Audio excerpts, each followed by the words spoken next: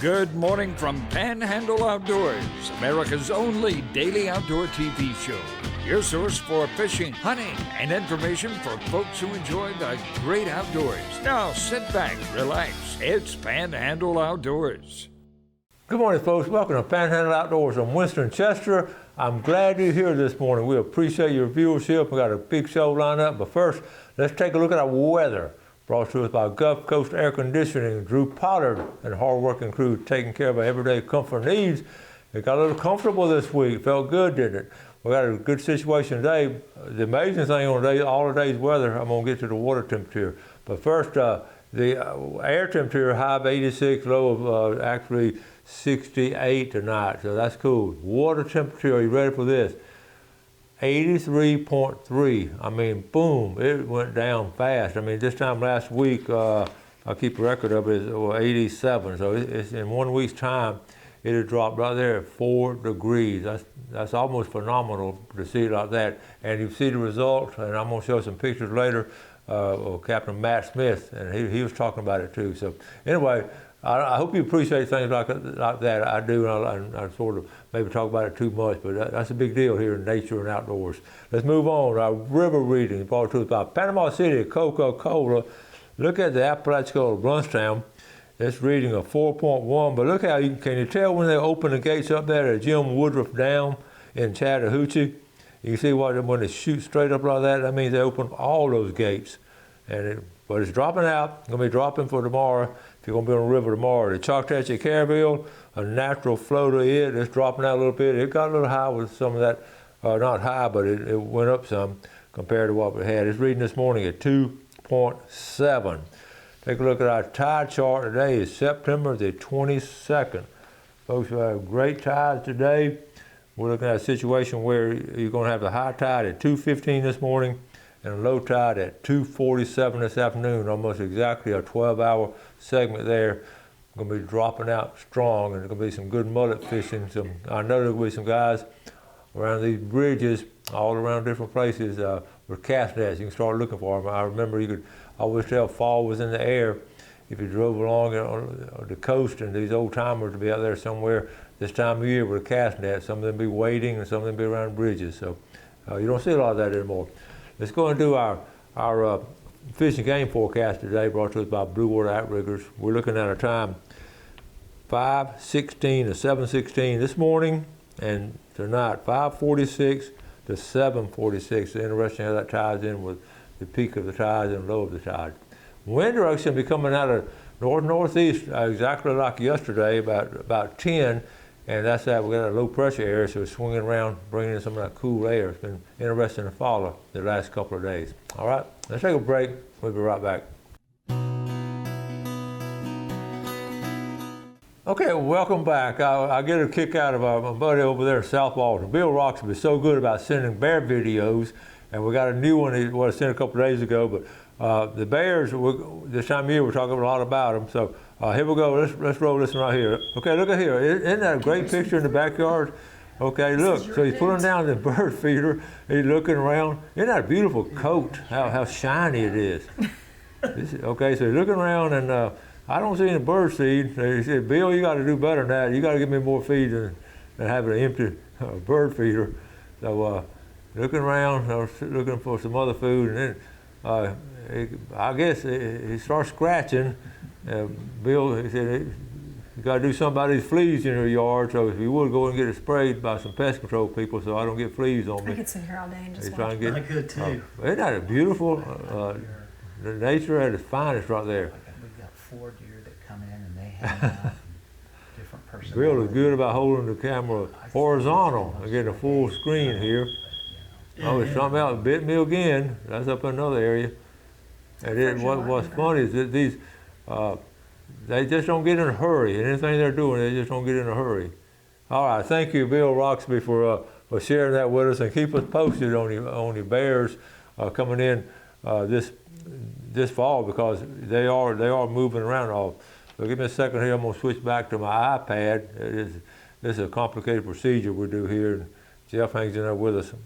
By the way, I was on a local TV station this week, and I was in, I can't tell you which one, but we have two big local stations, and I was a guest for a short period of time. And I went in there, where Jeff's position would be. I had like 3 people behind the big thing doing the job that Jeff does. I had one more. Actually, I had 4 people doing what Jeff does back there. It made me have a deep appreciation of everything Jeff does. So, okay, I turned it while I was talking. I turned it off and turned it back on.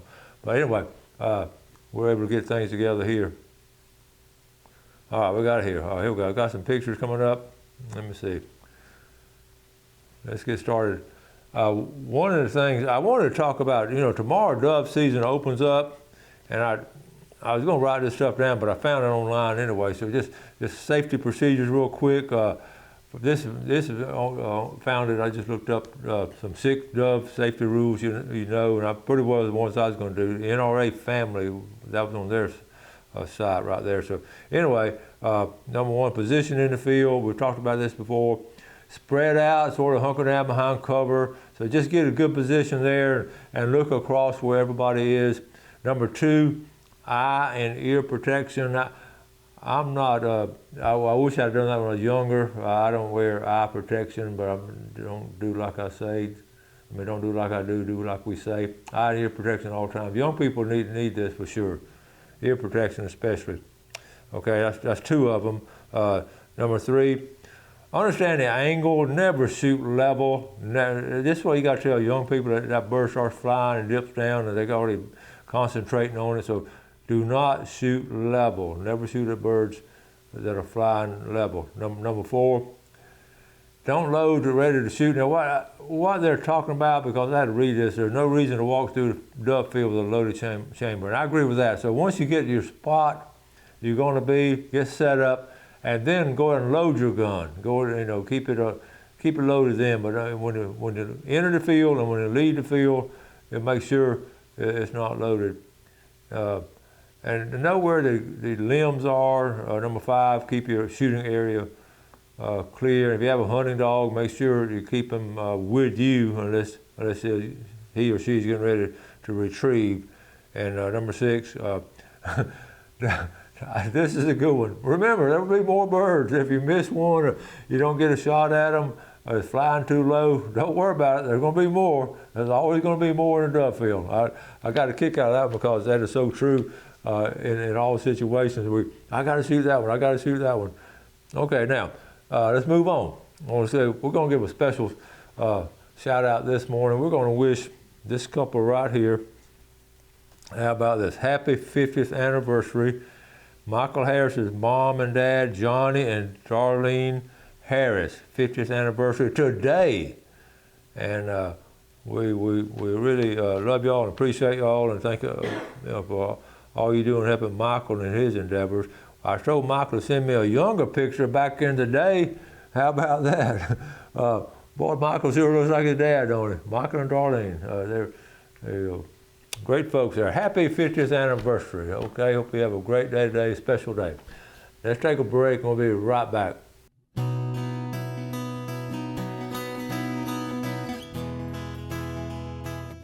Okay, welcome back. We're back on the phone now.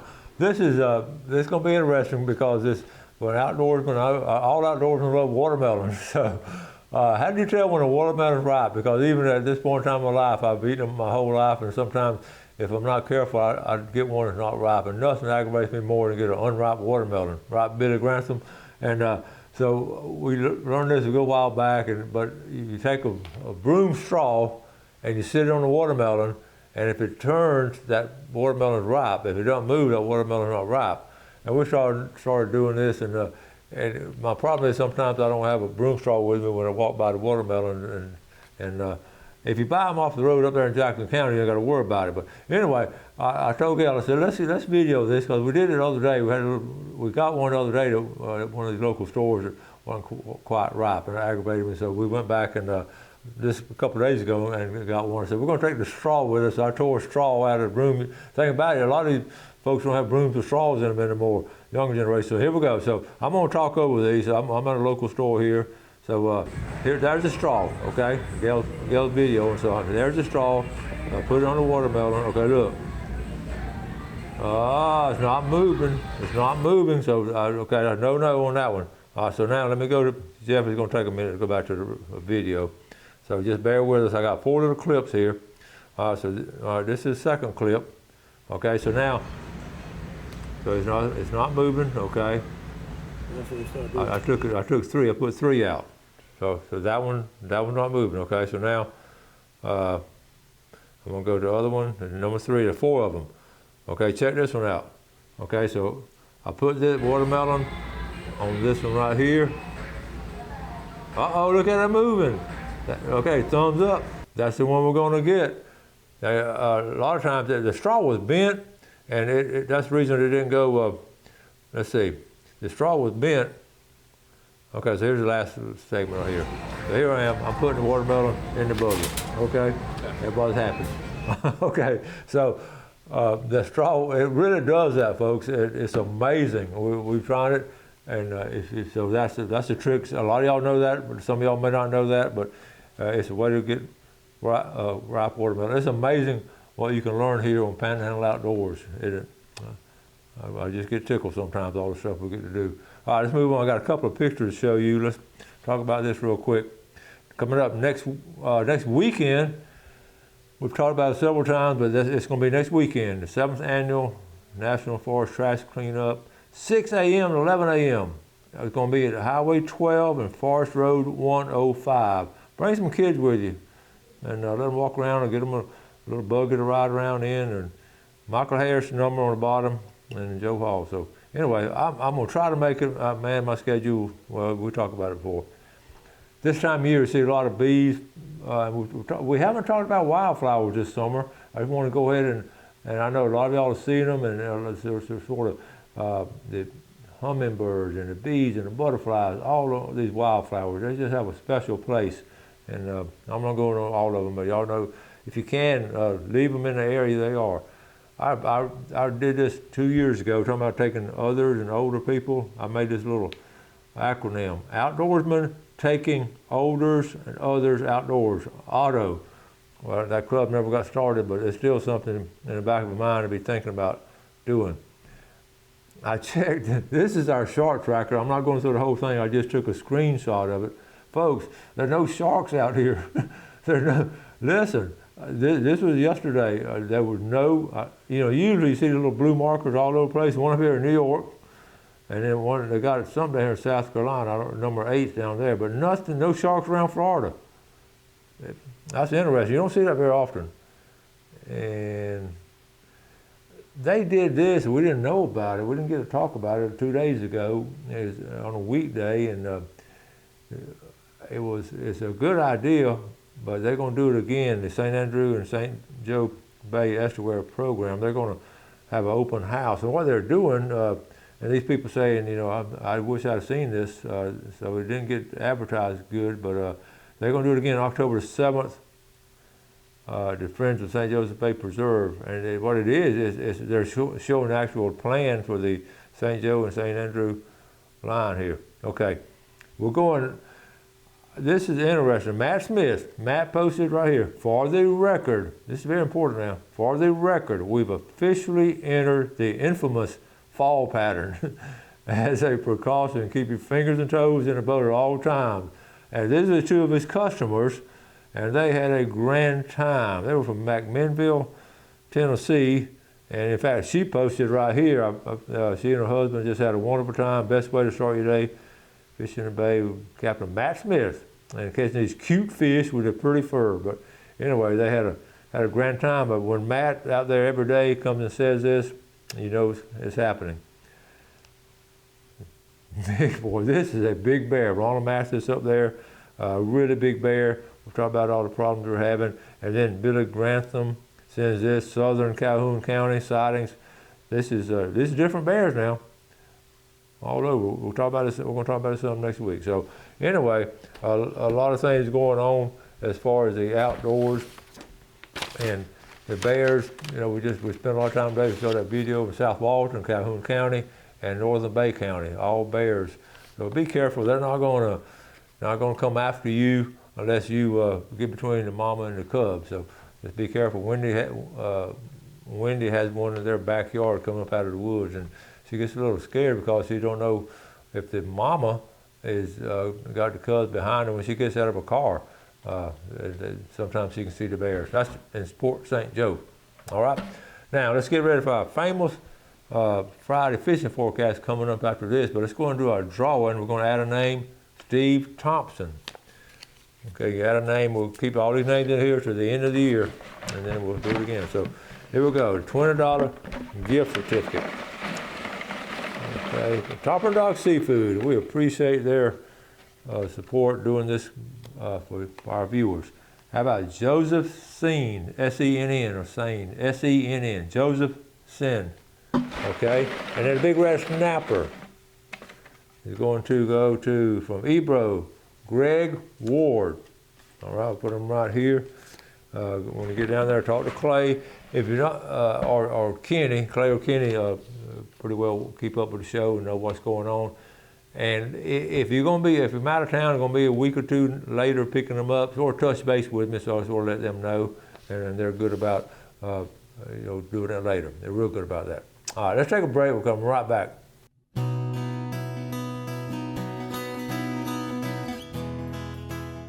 Okay, welcome to the famous Friday fishing forecast. We're proud to bring this to you every Friday, and we spend a little bit of time on getting all this information together.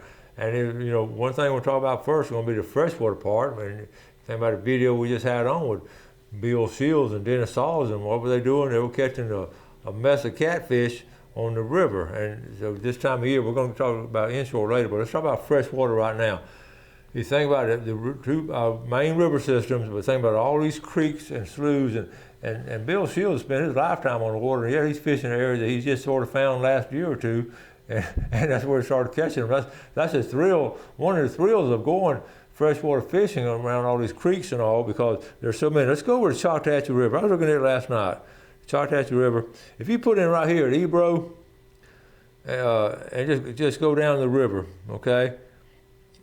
And look at all the places. But I was looking, look at all these creeks. We just slowly ease down that Choctachi River. You got Calvert Island and back up in here, this area back here. The Choctachi River is one beautiful. And then the East River, like a big creek that feeds into it. Look at it. All these woods around it. Okay. All these bends and everything. All these sloughs. I started looking at it last night. Almost just told Gail we're going to Choctachi River in the morning, but our boats wasn't ready. But anyway, just all these creeks. But anyway, the Choctachi River system, look how it flows, all this area through here, okay? And then, of course, there it is right there. So anyway, the Choctachi River, and then I'm not going to do the same thing when Apalachicola River. We'd be here for the next 30, 45 minutes. But the river systems, while they were in the Howells Creek area and went up different sloughs and all. So anyway, the catfish, good this time of year. I wrote down catfish. And I also wrote down the bass fish. Of course, shellcracker, we went a week before and we did okay, but it was just one of those situations where we didn't catch a lot. But I know we got the brim tournament coming up down there, and I know a lot of y'all are brim fishing right now, so it's going to be good. Bass fishing is going to be good. So the freshwater is in great shape. Let's jump over to inshore. And I want to show that the last picture we showed was Matt Smith, and all these inshore captains are saying the same thing. They're keeping up with the water temperature, and we're in that, as Matt said, the fall pattern.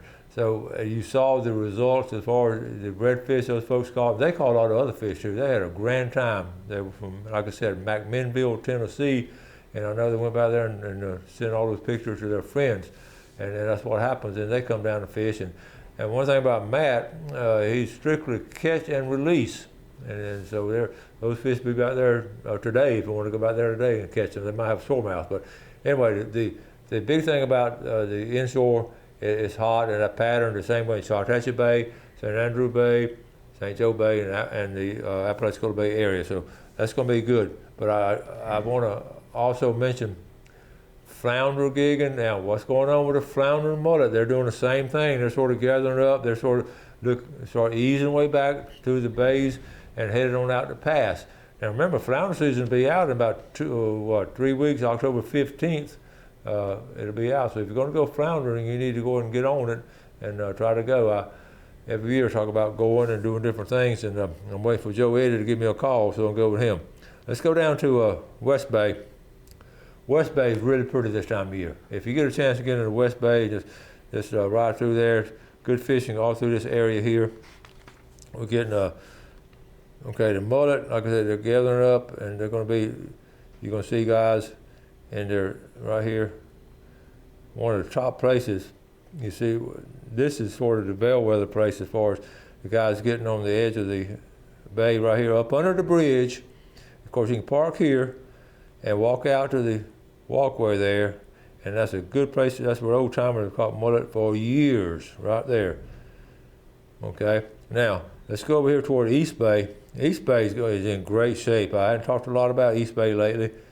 Coming out of Callaway Bayou, Sandy Creek, this area all through here, this marsh area up in here, redfish, the redfish bite is really strong right now up in that area. Going down to St. Joe Bay, again, the scallopers are gone, and the fishing is excellent. You can put in here Highland View, or you can pay money and put in down here in Port St. Joe, or you can go out to State Park and put in. But those three places, you got some great fishing here. The guides, you see a lot of fishing guides right along on the shoreline here. Okay, moving on real quick down to Indian Pass. They've been active. You saw Jerry Forehand catching some fish out of there. St. George Island area. The wade fishing on the backside, I had mentioned that in the last month or so. It's going to be really good. You can actually go down, thank God for the state parks. You can go down to St. George Island State Park, all this area here. You can go actually, and you can actually fish. You go wade fishing, and then come back across and go surf fishing, because surf fishing, I have not even mentioned surf fishing. I'm going to run out of time, but we're going to talk more about surf fishing next week. So you can wade fish on one side of the island for a little while, then go across the island and surf fish. Does it get better than that? Seriously, stop and think about it. So it's good. Carabel, things are going good at sea quarters.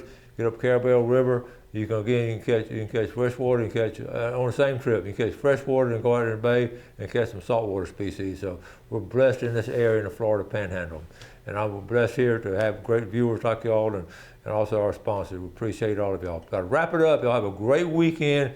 Enjoy the beautiful outdoors that God has given us. Do something good today for your fellow man, and God bless. Thanks for watching America's only daily outdoor TV show, Panhandle Outdoors with Winston Chester, featuring hunting, fishing, and other activities and information to help you enjoy the great outdoors. Join us next time for Panhandle Outdoors.